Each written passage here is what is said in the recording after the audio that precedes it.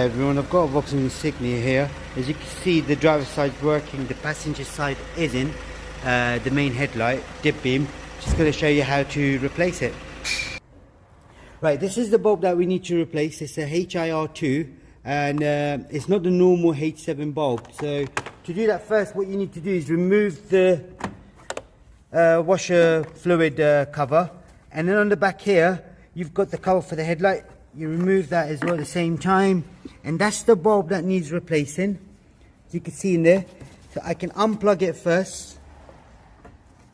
I've unplugged it, so you've got this little lug here. You pull forward towards yourself and unplug it, and then twist it to your right.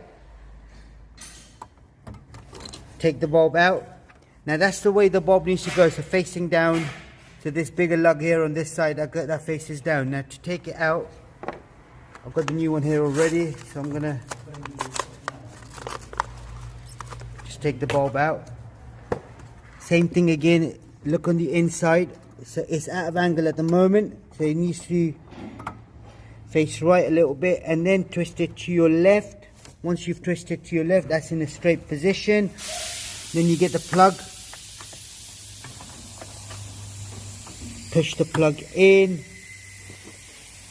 and I'm just going to check the light bulb now before I put everything back on. So if you can just switch the ignition on, you don't need to start her up, just switch the ignition on and then switch the lights on, please.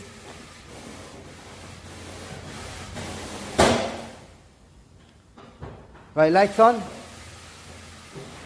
Yeah, that's lovely. As you can see now, that one's working and this one here is working as well. That's all you got to do on your car. Any more information, please do let us know, and we'll try helping you out as much as we can. Thank you very much. Goodbye.